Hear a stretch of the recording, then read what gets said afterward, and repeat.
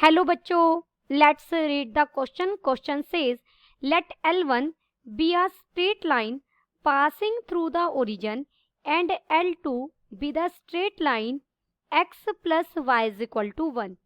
If the intercepts made by circle x square plus y square minus x plus 3y is equal to 0 on L1 and L2 are equal, then which of the following equation can represent L1? Option A is x plus y is equal to 0. Option B is x minus y is equal to 0. Option C is x plus 7y is equal to 0. Option D is x minus 7y is equal to 0. First we see the key concept. देखिए किसी भी circle की standard equation क्या होती है? x minus H का whole square plus y minus K का whole square is equal to R square. यहाँ पर सेंटर क्या होगा? हमारा सेंटर होगा h कोमा के और रेडियस क्या होगी? रेडियस रहेगी r. यहाँ हम एक स्ट्रेट लाइन का रिजल्ट भी यूज करेंगे. अगर आपको डिस्टेंस, परपेंडिकुलर डिस्टेंस की बात कर रही हूं मैं, डिस्टेंस निकालना हो of a point x1 y1 from line. Line की इक्वेशन मैंने ली ax plus B Y plus C is equal to 0. तो वो डिस्टेंस क्या होगा? इज गिवन बाय, वो डिस्टेंस होगा ax1 plus B Y one plus C divided by square root of A square plus B square और इसका mode, क्योंकि distance हमेशा पॉजिटिव होता है. अब हमें गिवन सर्कल क्या है? सबसे पहले मैं इस सर्कल लिखती हूँ. सर्कल की इक्वेशन क्या है? X square plus Y square minus X plus 3y is equal to 0.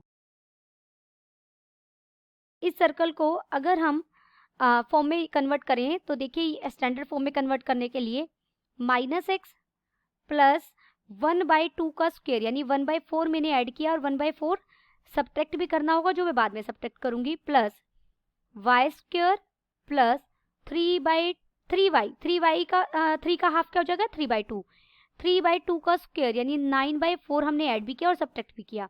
Subtract एक तो हमने 1/4 किया तो यानी राइट हैंड साइड में 1/4 ऐड कर दीजिए, एक ही बात है, और प्लस 9/4 हो जाएगा. तो यहां से ये बन गया x माइनस 1/2 का होल स्क्वायर प्लस ये बन गया y प्लस 3/2 का whole square is equal to square root 10/2 का होल स्क्वायर. तो अब ये सर्कल की इक्वेशन को रिप्रेजेंट कर रहा है. देखिए क्लियरली दिख रहा है ये सर्कल है. ये एक सर्कल है जिसका सेंटर क्या है?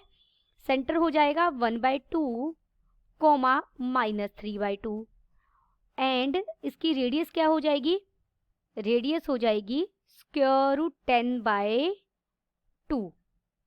ये गिवन सर्कल है. अब हमें दो लाइन की इक्वेशन, दो लाइन दी गई हैं जिसमें से एक लाइन की इक्वेशन दी गई है और दूसरी लाइन के लिए कंडीशन दी गई है L1 passes through the origin.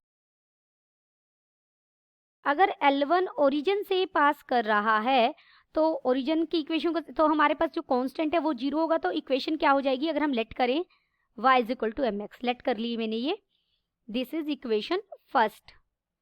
और L2 की तो इक्वेशन हमें दी गई है. L2 क्या है हमारा? L2 है x plus Y is equal to 1. L2 है x plus Y is equal to 1. अब हमें क्या कंडीशन दी गई है? इंटरसेप्ट मेड बाय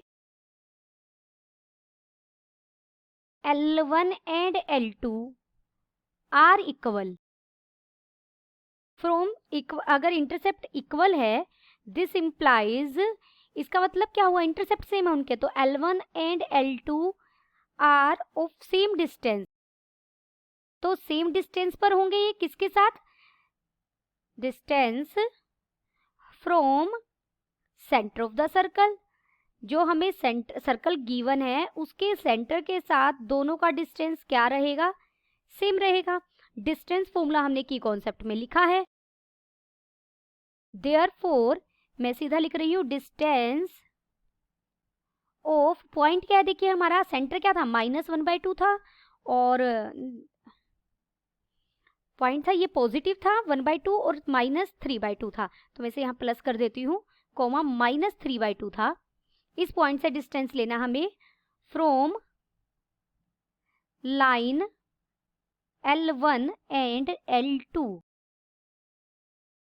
तो क्या बन जाएगा डिस्टेंस, अगर एक को मैं D1 लूँ, D1 से रिप्रेजेंट करें तो D1 डिस्टेंस क्या हो जाएगा, देखिए आप y की जगह क्या x की जगह क्या रखेंगे हम 1/2 mx माइनस y था, और y मैंने y को रखा -3/2, कॉन्स्टेंट टर्म यहाँ 0 है, divided by square root of m square plus 1, ये डिस्टेंस हो गया। और D2 डिस्टेंस क्या हो जाएगा, L2 लाइन के साथ लेंगे हम L2 लाइन के साथ लेंगे तो x की जगह 1/2 प्लस y की जगह हमने रखा -3/2 -1 divided by square root of 1 + 1 का मोड आ जाएगा। अब D1 तो D2 के बराबर होगा, D1 D2 के बराबर होगा, तो यहाँ से दिस इम्प्लाइज, आप इसे सोल्व कर लेंगे, D1 को सोल्व करेंगे तो ये क्या हो जाएगा, देखिए m+3 बन जाएगा ऊपर, डिवाइडेड बाय 2 डिनोमिनेटर में, और स्क्वायर रूट ऑफ m² + 1 आ गया। और यहाँ से अगर आप इसे सोल्व करेंगे तो ये mod of 2 by square root of 2 आ जाएगा। देखिए -2 बनेगा, -2 का मोड भी लिख सकते हैं आप इसे, D1 में भी यहाँ मोड है, तो हम इसे सोल्व लिखेंगे m+3 divided by 2 square root of m² + 1 का मोड इक्वल है -2 बाय स्क्वायर रूट ऑफ 2 का मोड।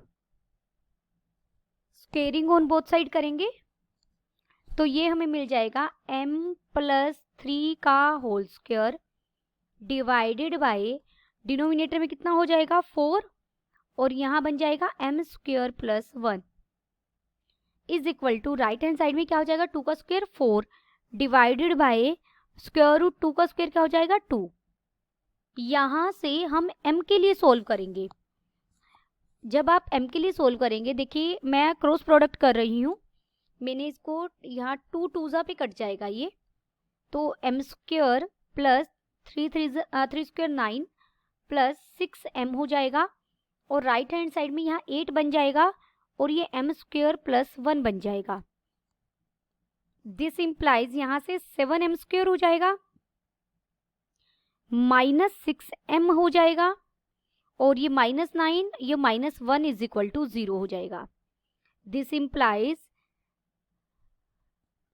यहाँ से हम m की वैल्यूज फाइंड आउट करेंगे, 6 ± square root of 36 -4a, c क्या है -1 divided by 2a, this is equal to 6 ± square root of, ये हो जाएगा, यहाँ बन जाएगा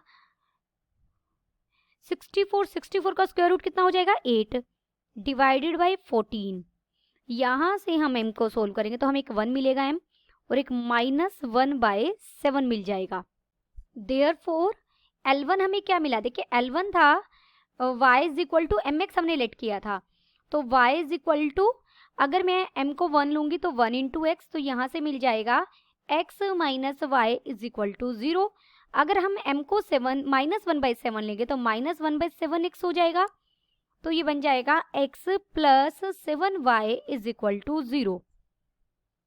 अब देखते हैं हमारा x - y is equal to 0 मिला है हमें, और दूसरा मिला है x + 7y is equal to 0।